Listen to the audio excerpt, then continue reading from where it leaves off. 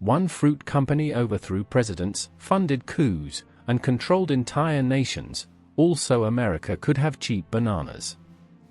This isn't a conspiracy theory. It's documented history. The banana is not native to Central America. It originated in Southeast Asia, cultivated for thousands of years before Portuguese and Spanish traders brought it across the Atlantic in the 1400s and 1500s. For centuries, it remained a minor regional crop, barely known outside the tropics. Nobody could have predicted that this fruit would one day topple governments an ocean away. Everything changed in 1899, when an American businessman named Minor Cooper Keith merged his banana operations with a rival company to form the United Fruit Company. Keith had already built railroads across Central America, and he understood something powerful: whoever controlled the land, the railroads, and the ports could control the entire banana trade from the ground up. United Fruit didn't just sell bananas. It began buying countries. By the early 1900s, United Fruit had acquired massive plantations across Guatemala, Honduras, and Costa Rica, often through deals with friendly, cooperative governments willing to hand over land at rock-bottom prices.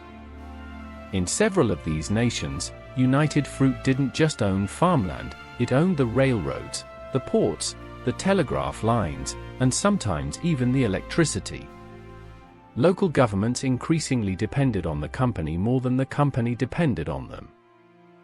This is where the term "Banana Republic" was born.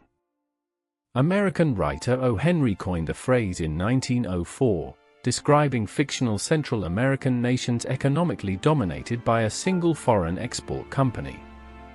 It wasn't fiction for long.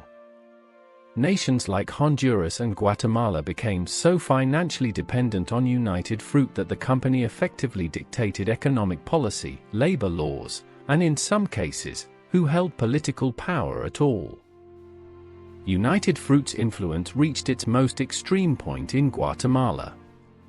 In 1950, Guatemalan President Jacobo Arbenz introduced land reform, aiming to redistribute unused farmland, including large portions owned by United Fruit, to impoverished local farmers. United Fruit, facing the loss of enormous land holdings, lobbied aggressively in Washington, framing Arbenz reforms as a communist threat during the height of Cold War paranoia. The lobbying worked. In 1954, the CIA orchestrated a covert coup that overthrew Arbenz's democratically elected government, installing a military dictatorship friendlier to United Fruit's interests.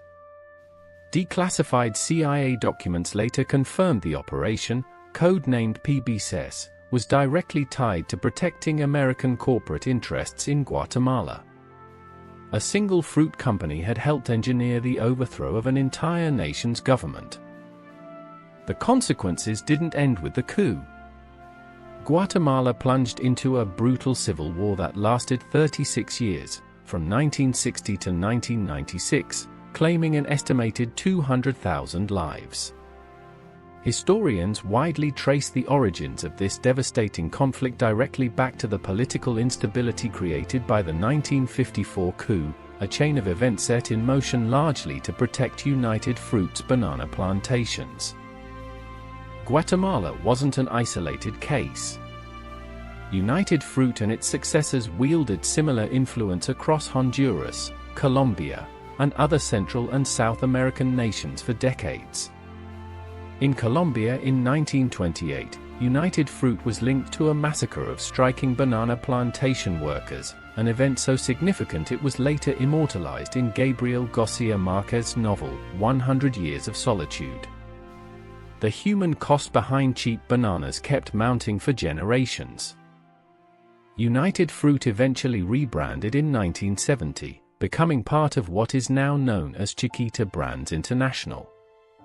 The company's direct political interference largely faded by the late 20th century, but its legacy left permanent scars across the nations it once controlled. Decades of political instability, economic dependency, and violence, all traceable back to a single fruit and the company that monopolized it.